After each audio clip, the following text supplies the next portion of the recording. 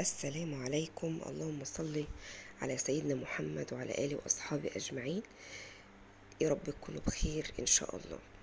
النهاردة بقى حصل لي كده موقف ورحت مطعم وأكلت حاجة على أساس إن هي لحمة ببصل، وبعد ما أكلتها لقيتها مش لحمة ببصل، لقيتها حاجة كده تانية خالص. الشكل لحمة ببصل، الطعم زي العسل. قبل اي حاجة كده تنزلي كده تشتركي في القناة وتدوسي على زر الجرس عشان يوصلك كل جديد، ولايك جميل عشان الفيديو ده يعجبك جدا، وان شاء الله وصفتي النهاردة هتعجبك قوي، وهتقدري ان انت تشكلي منها حاجات كتير جدا. والطعم، الحاجتين الوصفتين احلى من بعض، تقدري تعمليهم مع بعض وتقدري تعملي كل وصفة لوحدها وتاكليها بألف هنا وشفا. تعالوا بقى كده نسمي بالله ونخش الفيديو نشوف عملنا الوصفتين الجمال دول ازاي. اول حاجة كده جبت حلتين وحطيتهم على النار يسخنوا. ايه بقى اللي عندنا دوت؟ الحاجة الجميلة دي اللي ولادك هيعشقوها، ومش قادرة تجيبي اللحمة تقدري تعملي لحمة ببصل برضو، بس بحاجة تانية طعم وشكل زي العسل. عندي كبد وقوانص، مسكتها نقعتها في الليمون وفي الملح وما تحطيش خل، وتنضفيها حلوة قوي، وبعد كده تحطيهم في مصفى يتصفوا، الكبدة لوحدها والقوانص لوحدها والقلوب.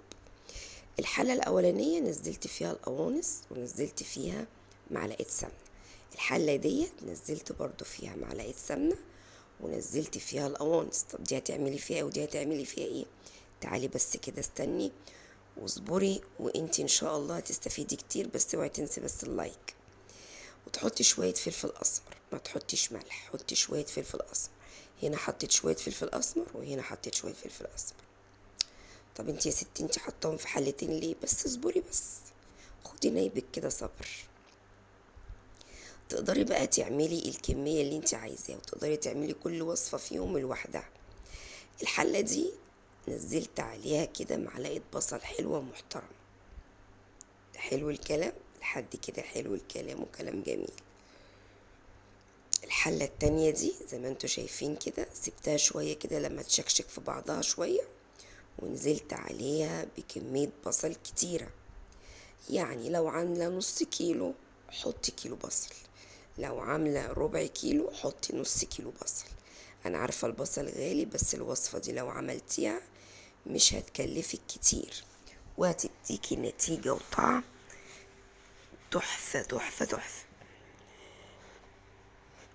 وبعد ما تحطي كده البصل تديها تقليبة، وتبتدي اللي انت تغطي عليها. خلصنا من الحلة الخضر، نخش على الحلة الألمونيوم. حطينا البصل وقلبناه على القوانص وعلى القلب. ننزل بعد كده بالكبدة. انا طبعا عاملة الكمية دي جايبة كيلو، هعمل نصها اللي هي في الحلة الخضراء ونصها في الحلة دي. هوريكوا دي هيبقى فيها ايه ودي هيبقى فيها ايه. نزلت كده هنا الاول بالكبد، هديها تقلبتين. بعد كده نزلت بفلفل الوان، ما عندكيش الوان حطي اخضر، تحبي الحاجه سبايسي حطي شطه حراقه. حلو الكلام لحد كده، حلو الكلام. ابتدي انزل بقى بايه؟ بشويه التوابل بتوعي المبهرين، ملح، فلفل اسمر، كمون، كزبره. وما تحاوليش تكتري في الفلفل الاسمر، هنا عادي لو حطيتي فلفل اسمر. الحله التانية ما تكتريش، انا حطيت بس ايه شعره بسيطه في الاول مع القوانص، مش هحط تاني فلفل، مش هحط تاني فلفل اسمر. واديتها فص توم وهقلبها. بعد ما قلبتها وحسيت ان لون الكبده معايا اتغير ابيض، عندي 7 بهارات، نزلت برضو بالسبع بهارات. البهارات الحلوه اللي عندك بتحبيها حطيها، ما بربطكيش بحاجه معينه، الحاجه اللي انت بتحبي طعمها حطيها. اللهم صل على سيدنا محمد وعلى ال سيدنا محمد. اهو انا عندي بقى تشكيله كده بهارات بحب احطها، زي السبع بهارات، شويه قرفه، شويه جنزبيل، بتبقى حلوه جدا مع الكبد والقوانص. نزلت كده عندي بايه؟ بفريك، فريك بلدي كده معتبر، تنقيه وتنقعيه وتحطيه في مصفى تصفيه. وانت كده بتعملي ايه؟ بعمل طاجن فريك بالكبد والقوانص. اللهم صل على سيدنا محمد، حاجة كده عسل. عندي حبتين طماطم بشرتهم، هنزلهم عليه. هظبط الدنيا. ايه الدنيا بقى؟ يعني هظبط الحدق بتاعها، واكون معايا مسخنة مية. لازم تنزلي بالمية السخنة. يعني هتزودي الايدام بتاعك حاجات بسيطة عن الرز، لان الفريك بياخد سوا وبيزيد معاكي، يعني بياخد سوا شوية، بيتشرب شوية.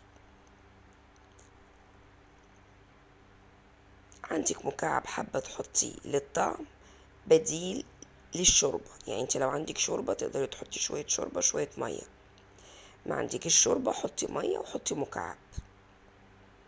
انتوا عارفيني انا مش من هواته، بس ده كان جاي لي ايه، بقيت فلوس حسابه لقيته قدامي فرحت حاطاه. عادي يعني، كل سنة مرة لما بعمل. واغطي عليه لما يغلي، وبعد ما تغلي الفريك اروح موطيه عليه واسيبه يستوي على هادي يا زبادي. نيجي هنا بقى نعمل ايه؟ بعد ما حطينا القوانص اتشربت كده مع بعضها ونشفت، نزلنا بالبصل، خد ودة معاها، حطينا لها نص كوباية مية سخنة، سيبناها تغلي. لما المية نشفت نزلت عليها بالفلفل، فلفل الوان، فلفل اخضر، الفلفل اللي عندك حطيه. هبتدي انزل عليها بقى بشوية البهارات بتوعي، 7 بهارات: جنزبيل، قرفة، كمون وكزبرة وملح. حلو الكلام لحد هنا؟ لحد كده وحلو الكلام. انت بتعملي بقى الحلة دي ايه؟ الحلة دي بقى تعتبر بديل اللحمة مبصل. يعني انت لو عملتيها وقدمتيها لأي حد ما شافكيش وانت بتعمليها، مش هيصدق ان ديت كبد وقوانص.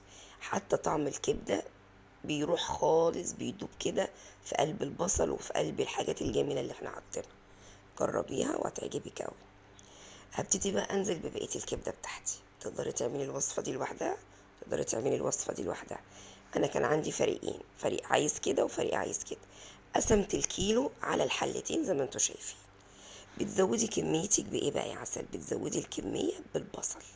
تحطي كده كمية بصل حلوة محترمة محترمة، تزود لك الكمية الاكل اللي انت بتعمليه. وهبتدي اسيبها بقى برضو على نار هادية لحد ما تستوي وتبقى زي الفل، زي ما انتوا شفتوها كده في اول الفيديو. احلى فريك بالكبد والقوانص. تقدري تحطيه في طواجن، والف هنا وشفا على قلبكم، ومع السلامة.